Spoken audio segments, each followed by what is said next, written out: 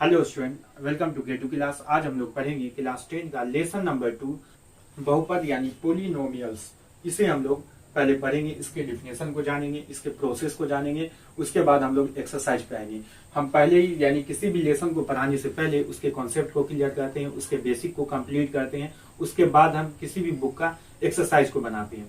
तो एक्सरसाइज बनाने के पहले, क्योंकि अब जो भी एग्जाम होता है वो ऑब्जेक्टिव बेस्ड होता है, तो ऑब्जेक्टिव बनाने के लिए हम लोग को सबसे पहले उसका बेसिक आना चाहिए। अगर आपको बेसिक नहीं आता, कॉन्सेप्ट किसी भी लेसन का क्लियर नहीं है, तो आप ऑब्जेक्टिव पॉसिबल ही नहीं है बना सकते हैं। इसलिए हम लोग सबसे पहले हर एक लेसन का ऑब्जेक्टिव और ये कॉन्सेप्ट जानेंगे। कॉन्सेप्ट जानने के बाद उस लेसन को बनाएंगे, उस लेसन से रिलेटेड ऑब्जेक्टिव को सॉल्व करेंगे। आपका बहुपद क्लास 10 का लेसन नंबर 2 चल रहा है अभी एनसीईआरटी बुक से।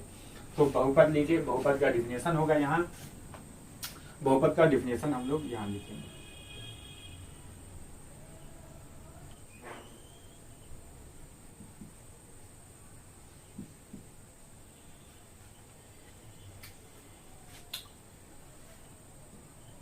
बहुपद पोलिनोमियल्स किसे कहते हैं? इसका डेफिनेशन है ऐसा बीजीय व्यंजक, ऐसा अलजेब्रिक एक्सप्रेशन जिसमें चरों के घातांक हमेशा पूर्ण संख्या हो। यानी ऐसा अलजेब्रिक एक्सप्रेशन जिसमें चरों के घातांक हमेशा पूर्ण संख्या हो। इससे पहले हम पूर्ण संख्या बताएंगे क्या होता है। पूर्ण संख्या या तो उसका घात 0 होगा, या 1, या 2, या 3, या 4, ऐसे ही 5, 6, 7, 8, 9, 10 ये सब पूर्ण संख्या हो। उसका घात हमेशा पूर्ण संख्या होना चाहिए, वही बहुपद कहलाता है। इसका सिंपल फॉर्म यानी सबसे आसान तरीका बहुपद को पहचानने का। जैसे कुछ एग्जाम्पल हम लेते हैं। एग्जाम्पल में हम ले लेते हैं x + 2। एक क्वेश्चन लेते हैं x² + 2x। क्वेश्चन नेक्स्ट लेते हैं x³ - 3x + 4, 1 - 4x। Question 5 √y + 6, x³ y का पावर 4 + 2x² - 7। एक ये भी क्वेश्चन लिए। एक और क्वेश्चन लेते हैं। ये सारा एग्जाम्पल लिए हम ये एग्जाम्पल को समझेंगे कि कौन बहुपद हो सकता है और कौन संख्या बहुपद नहीं होगी, कौन सी संख्या पोलिनोमियल हो सकती है और कौन सी संख्या पोलिनोमियल नहीं होगी। उसे जानने के लिए हम लोग यहाँ देखेंगे। फिर से एक दफे पहले डिफिनेशन को जान जाते हैं। बोला ऐसा बीजीय व्यंजक, ऐसा बीजीय व्यंजक अलजेब्रिक एक्सप्रेशन जिसमें चरों के घातांक हमेशा पूर्ण संख्या हो। अगर किसी भी इक्वेशन में उसके घात जो पूर्ण संख्या में से कोई संख्या हुई, अगर पूर्ण संख्या हुई तो वो बहुपद होगा, अगर नहीं हुई तो वो बहुपद नहीं होगा। जैसे एग्जाम्पल के लिए हम इसमें ले लेते हैं। यहाँ देखो x + 2, इसका घात कुछ नहीं तो 1 है। 1 आया। 1 कौन सी संख्या? ये पूर्ण संख्या। तो ये बहुपद है या नहीं? तो ये बहुपद होगा। ये भी देखो, इसमें जो घात है वो 2 है और 2 क्या है? एक पूर्ण संख्या है। तो x + 2x क्या होगा? ये भी बहुपद होगा। सिर्फ हमको ये देखना है कि चर का जो घात है वो पूर्ण संख्या है या नहीं। अगर पूर्ण संख्या है तो बहुपद है, नहीं है तो नहीं है। इसको समझना काफी जरूरी है, क्योंकि एग्जाम में 1 नंबर का आएगा ही इसमें से ऑब्जेक्टिव। कुछ 4 ऑप्शन दे देगा, उसमें से पूछेगा कौन सा बहुपद है। तो बहुपद होने के लिए हमको ध्यान में रखना है कि कौन बहुपद होता है, कौन सा बहुपद नहीं होगा। किसी भी संख्या के चर का अगर घात पूर्ण संख्या होगा तो वो बहुपद होगा। यहाँ देखो, इसका चर का घात 3 है, तो ये क्या होगा? ये भी बहुपद होगा। यानी इसका घात 3 है, ये भी बहुपद होगा, क्योंकि 3 क्या है? एक पूर्ण संख्या। अब यहाँ देखेंगे, इसमें जो है 1 - 4x, इसमें क्या 1 जो है इसका घात कितना? 1, तो ये भी क्या होगा? 1 पूर्ण संख्या। पूर्ण संख्या है तो क्या होगा? ये बहुपद है। अब देखो 1/x - 2। अब यही x अगर ऊपर जाएगा तो ये माइनस में आ जाएगा, यानी x का पावर माइनस होगा। अगर माइनस में होता तो ये ऊपर जाके प्लस हो जाता, लेकिन अभी प्लस में है तो ये ऊपर जाएगा माइनस होगा। अब -1 जो है ये पूर्ण संख्या यानी होल नंबर, ये संख्या नहीं है। तो ये संख्या होल नंबर नहीं है, तो ये क्या होगा? बहुपद भी ये नहीं होगा। ये देखो, इसका जो पावर होगा ये 1/2 होगा। अब 1/2 जो है ये होल नंबर नहीं है, पूर्ण संख्या ये नहीं है। तो जब ये पूर्ण संख्या नहीं है तो ये क्या होगा, बहुपद होगा? तो नहीं, ये भी बहुपद नहीं है।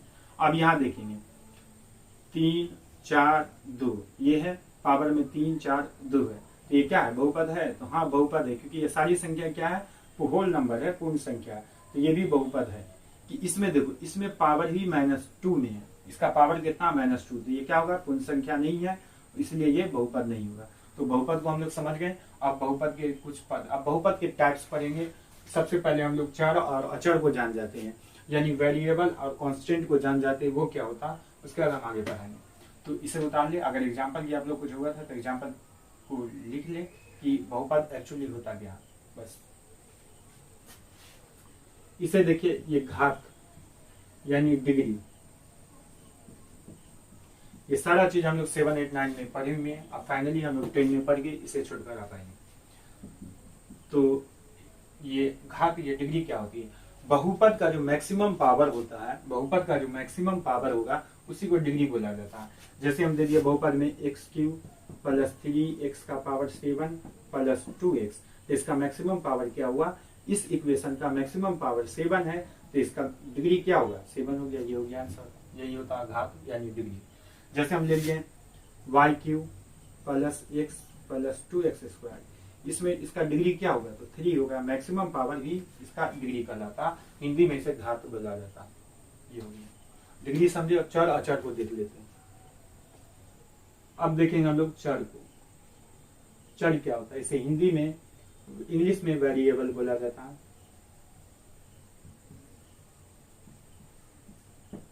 वेरिएबल, इसका डेफिनेशन होगा वो संख्या जिसका मान हमेशा बदलता रहता है, उसे चर या वेरिएबल कहते हैं। अब वेरिएबल संख्या होता क्या, क्या होगा वेरिएबल, जैसे अल्फाबेट का कोई भी number A B P X Q R, ये सब नंबर बदलता रहता है। कैसे बदलता रहता है, यानी हम किसी की एज को, मान लो कि राम की जो आयु है, राम की जो आयु है, राम की आयु को हम लोग अगर x मान लिए, x मान ली, हमें अच्छा नहीं लगा, हमें अगर ये अच्छा नहीं लगा, x अच्छा नहीं लगा तो हम p भी मान लेंगे। ये भी अच्छा नहीं लगा तो r मान लेंगे। ये भी अच्छा नहीं लगा तो q भी मान लेंगे। मतलब कि हम पे जो डिपेंड है, मेरी जो इच्छा है वो उस हिसाब से हम इसे मानेंगे, इसलिए ये वेरिएबल हमेशा बदलता रहता है। तो ये हो गया वेरिएबल, यानी इसी को चर बोला जाता है। x y z p की बार कोई भी चीज, उसको चर बोला जाता है। वो हम पे डिपेंड है, यानी हम पे निर्भर है कि हम किस तरीके से इसको एक्सप्लेन करेंगे, p मान के या q मान के या r मान के, तो इसे जो मान हम मान सकते हैं। तो यही हो जाता है हमारा वेरिएबल यानी चर। अब देखेंगे अचर क्या होता है। अचर यानी कांस्टेंट। कांस्टेंट क्या होता है, तो कांस्टेंट कोई भी नंबर 0 1 2 3 4 5 6 7 8 9 10, कोई भी नंबर, ये होता है कांस्टेंट यानी अचर होता है। ये क्या होता है, कांस्टेंट अचर होता है। अब ये नंबर बदलेगा नहीं, इसे जो क्वेश्चन में दिया है वही लिखना पड़ेगा। सपोज कि राम की जो आयु है, राम की जो एज है वो 5 इयर्स है, तो हम इसे 6 इयर्स नहीं बना सकते, 5 का 5 ही लेंगे। 15 इयर्स है तो 15 का 15 ही लेंगे। यानी जो मेरा क्वेश्चन दिया है, जो नंबर ऑफ एज दिया है या कुछ भी दिया है क्वेश्चन में, जो नंबर दिया है उसे हम लोग चेंज नहीं कर सकते, इसलिए इसे कांस्टेंट बोला गया है। ये अचर होता है, ये हिंदी में इसे अचर बोला जाता है। इसे कभी चेंज नहीं कर सकते, जो क्वेश्चन दिया वो मानना पड़ेगा। लेकिन इसमें क्या होता है कि हम लोग मान करके चलते हैं अपने हिसाब से, इसे कुछ भी मान लेंगे, तो इसीलिए इसे वेरिएबल, चर, ऐसे कांस्टेंट, अचर बोला जाता है। तो चर, अचर और बहुपद के बारे में आप लोग को समझ में आया होगा। अब हम लोग बहुपद का टाइप्स पढ़ेंगे, यानी बहुपद के तो और भी ज्यादा टाइप्स है, लेकिन हमको सिर्फ 3 टाइप्स पढ़ना, टाइप्स ऑफ पोलिनोमियल। सबसे पहले पढ़ेंगे रैखिक बहुपद, लीनियर पोलिनोमियल, इसको पढ़ेंगे और जानेंगे ये क्या होता है। रैखिक बहुपद नाम से ही स्पष्ट है कि कोई एक घात वाला बहुपद जो होगा वो रैखिक बहुपद होगा। जैसे x 2x 7x 5x 3y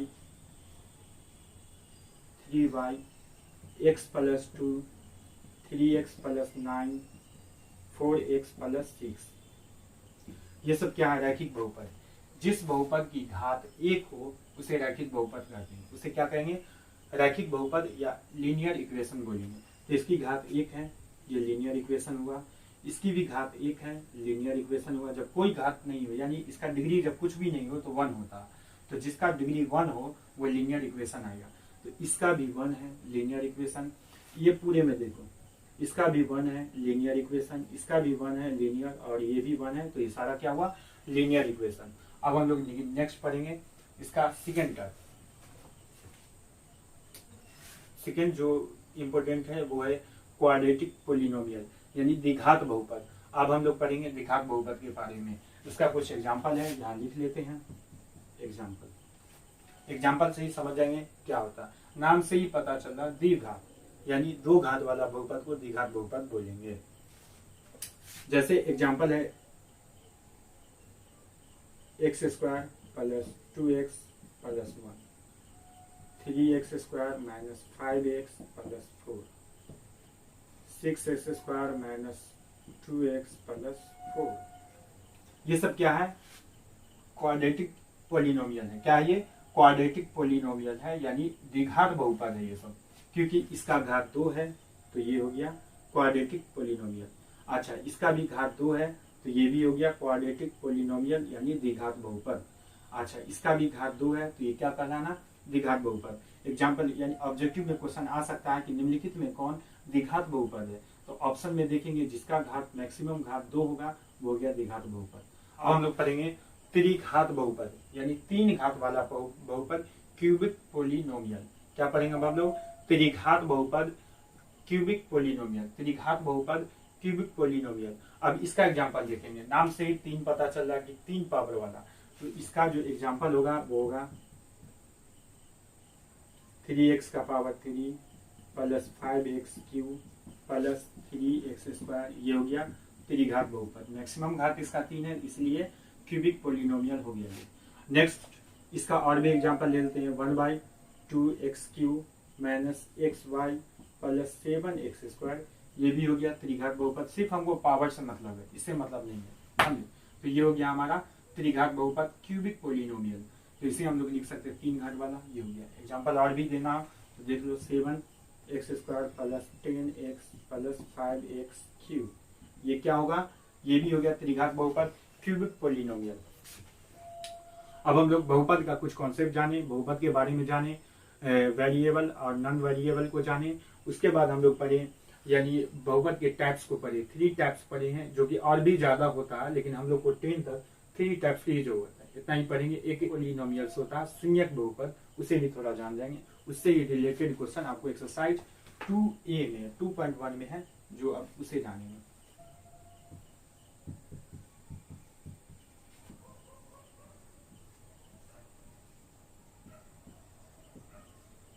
घात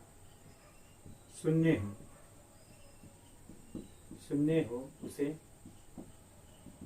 जीरो बहुपद कहेंगे, यानी जीरो पोलिनोमियल कहेंगे। जिस बहुपद की घात 0 है तो उसे क्या बोलेंगे, जीरो पोलिनोमियल। जैसे 7, 8, 9, 10, ये सब क्या जीरो पोलिनोमियल है। जैसे कुछ नहीं तो यहाँ 0 है, 0 है, 0 है, 0 है, तो यहाँ 1 हो गया, ये हो गया जीरो पोलिनोमियल।